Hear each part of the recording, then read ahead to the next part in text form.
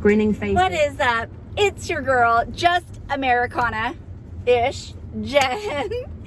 And good morning to you all. I hope you are having a most wonderful morning. I know it doesn't really look like morning with my dark, blacked out window here, but it is very early morning. And I thought I would send good vibes to you all, many blessings, but talk about something that I just went through that maybe you're gonna have to go through or you have questions about. So, I had to have a repeat Barium Swallow Contrast study done. Yes, that's a big word. Just a couple days ago to reevaluate my Nissen Fundoplication surgical site, which is internally. So for those of you who don't know, I did have a Nissen Fundoplication 5 months ago, almost, and things were going so fabulous. But unfortunately with my immune system, I have multiple autoimmune conditions, which basically means that my body likes to attack itself. So yeah, that's not so good in the world of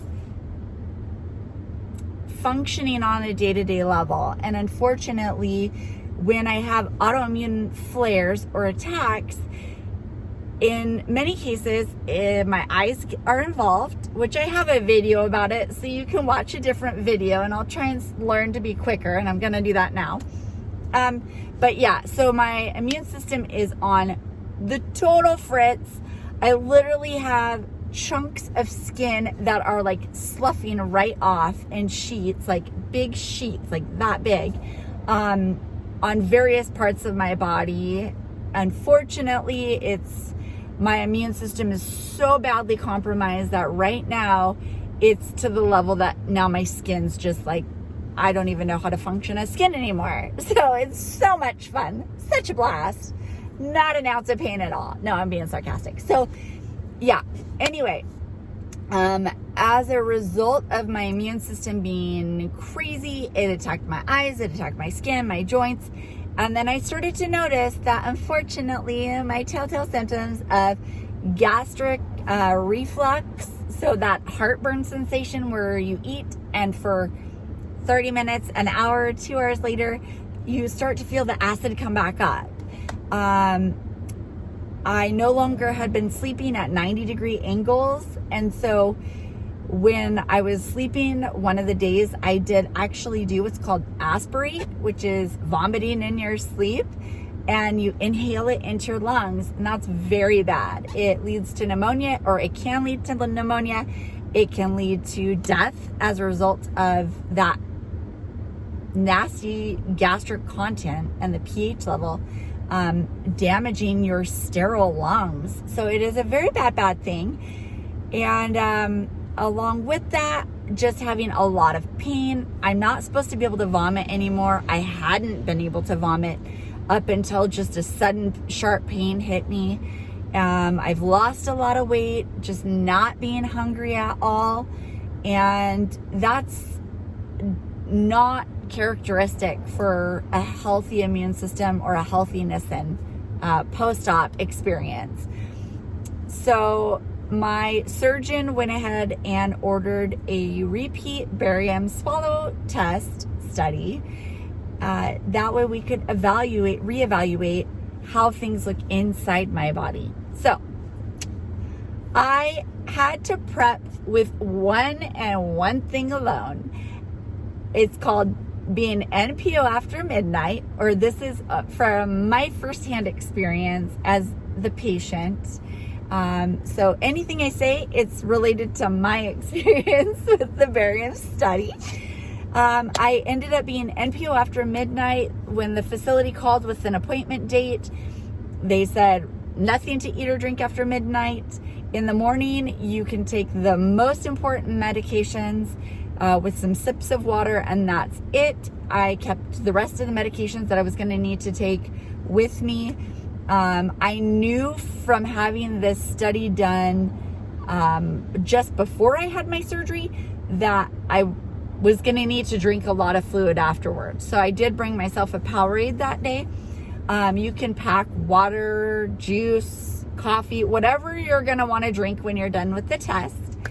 But that is going to be like the most important, vital, key thing to do after the test is completed. Any kind of contrast dye in your system, whether you are eating it or drinking it, or it goes into your veins, or, it goes into your veins. But basically, those are the only ways. I guess there are the rectal contrast studies, but we're not going to go there right now. So, contrast, iodine, or barium, these things are not good to be in your body. So you really want to flush it out. It's a toxin. You want to get it out. Not a dangerous toxin like it's going to kill you like chemotherapy toxin, but it's something you really don't want to keep in your body. So if you go to a great facility, they are going to give you instructions with a piece of paper. And I did have a paper that was given to me once again from this facility. I'm not going to show it because I just want to make sure that you get directions specific to where you're at. But I will say this, that does affect you if you have the test, that you do want to make sure that you're going to hydrate. Once you're clear and you're done with the test and you're changed again, hopefully they'll do what this place did, which is give me a water bottle, and you really want to try and slam it down, and then as much fluid as you can tolerate, whatever non-alcoholic type beverages you want to try and drink. So juices, coffees, teas, water, Powerades, you know what I mean. You get the point. Yeah, got it. That is like the most important thing, because with barium contrast, kind of take a step back here. So it is what they call a live radiation test. So it means that it's called fluoroscopy, which means live radiation. So your technician and the radiologist are going to have their lead aprons covering their thyroid all the way down, covering their reproductive organs. And that is due to the fact that the radiation waves are going to be kind of going in a constant stream during certain parts of the test. And even though radiation waves typically go in a straight line,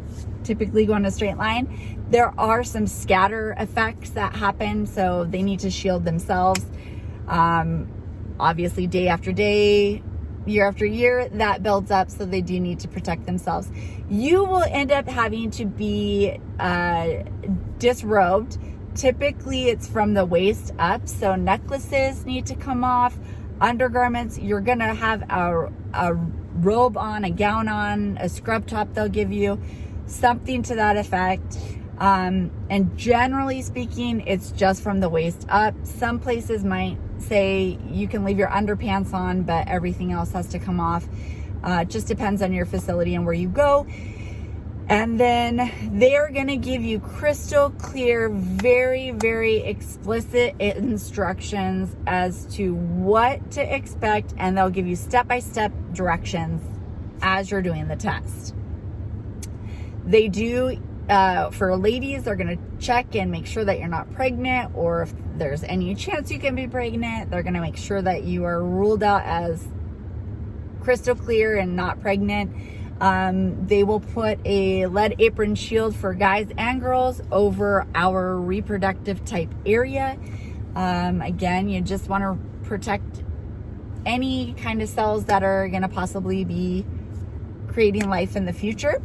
And then I've got other jewelry on, my earrings, my hair clips and stuff like that. Everything's fine. It literally is going to be a test that's looking from right about here, so just below where my earrings would have been. More importantly, they're watching where your swallow reflex starts, all the way down your esophagus, into your stomach, and then through parts of your small bowel. The first thing that I noticed, just from my, again, firsthand perspective, they gave me a little cup of Alka-Seltzer, like crystal type things, a little cup of Pop Rocks. They told me as soon as they added the water to slug it back. And so when they were all set up and dialed in, I'm standing against a hardboard and at a certain angle, and I'm holding my cup. They poured it in and said, go. I slugged it back, handed them the cup, and then the biggest thing is when you get that fizzy Alka-Seltzer Pop Rock stuff, you're probably going to want to burp or belch or vomit or anything like that. You really want to try not to burp if you can possibly prevent it from happening. Basically what that's doing is it's opening up your stomach, giving your stomach a lot of air bubbles, which is why you're going to want to burp. And so when you open that stomach up like a big balloon like that, instead of letting it be collapsed on itself, it allows you to then drink the contrast, which is the next step. Normally, like with my first test study, I had 3 different types of contrast. One was super thick. The next one was a little bit thinner. Then the last one was really thin contrast. So this one started out, and again, it's a little bit different because we're just reevaluating my surgical site. We want to make sure everything was okay with that. So the first one was just slightly thinner texture than pancake batter.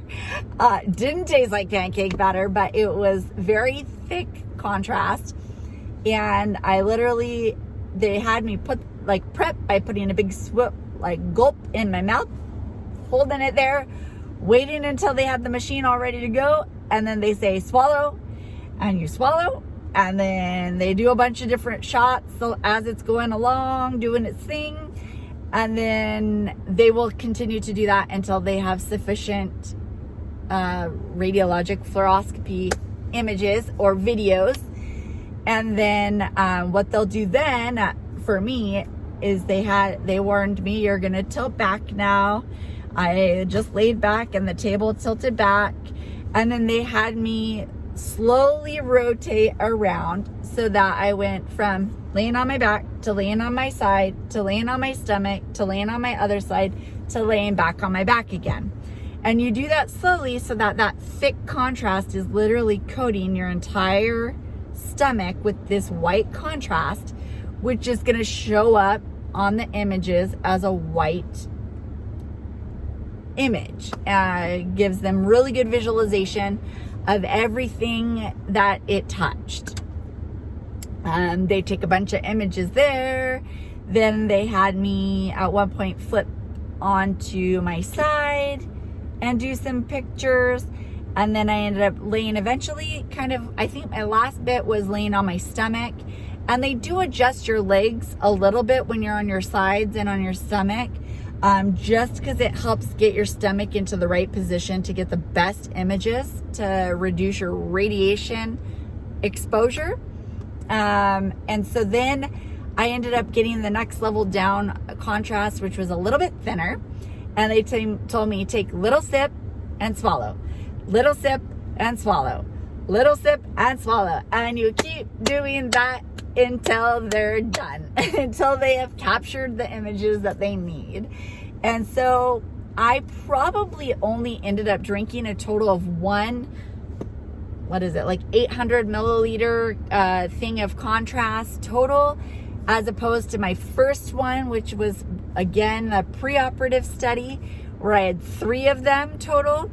They got enough of the image that they were able to see that yes, something is still wrong and off with my esophagus, which is allowing me to vomit. It's causing some reflux. It's causing severe spasms. And I'm waiting for my doctor to call me back, or my surgeon to call me back and set up an appointment so that we can figure out what to do to get me back in the right feeling great mode.